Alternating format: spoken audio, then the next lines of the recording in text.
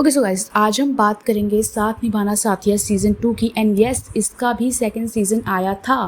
मुझे पता है नाम सुनते ही सबके दिमाग में सबसे पहले साथिया का याद आया होगा, वो रसोड़ा, राशि, गोपी बहन। बट नो नो नो, आज हम उसकी बात नहीं करने वाले। आज देखते हैं गहना के साथ क्या क्या हुआ था, क्योंकि भाई इसकी लाइफ भी कुछ खास शांत तो नहीं ही थी। तो स्टोरी स्टार्ट होती है गहना से।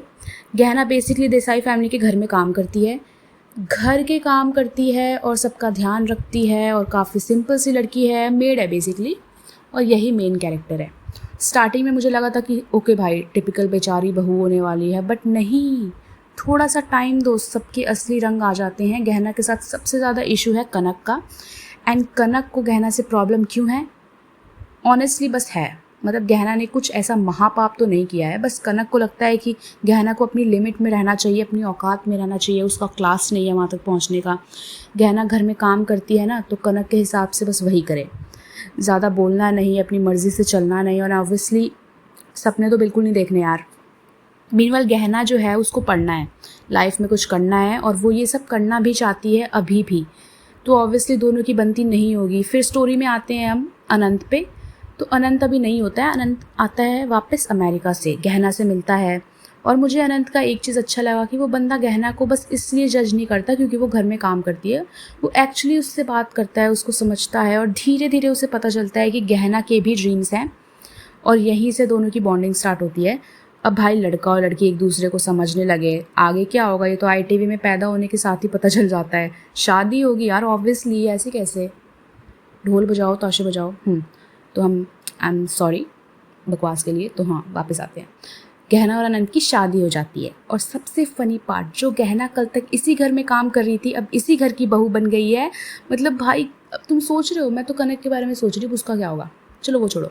मतलब work place same, designation change हो गया, और कनक के लिए ऑब्वियसली ये डाइजेस्ट करना थोड़ा मुश्किल, आई मीन थोड़ा नहीं, बहुत ही ज़्यादा मुश्किल हो गया होगा, बिकॉज़ उसके दिमाग में गहना की जो इमेज थी वो बिल्कुल फिक्स थी। अब गहना को बहू के रूप में देख के एक्सेप्ट तो नहीं कर सकती, और कनक ऑब्वियसली इतनी जल्दी एडजस्ट होने वाली नहीं थी, और यहीं से गहना की एक्चुअल प्रॉब्लम स्टार्ट होती है।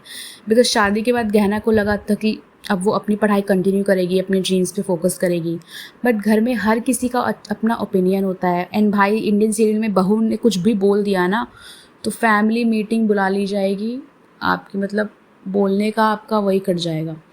फिर अनंत लेकिन उसको अभी भी सपोर्ट करता है, मतलब उसको करता ही रहता है सपोर्ट, और कनक को गहना का ये कॉन्फिडेंस बिल्कुल नहीं पसंद, क्यों ही होगा भाई पसंद।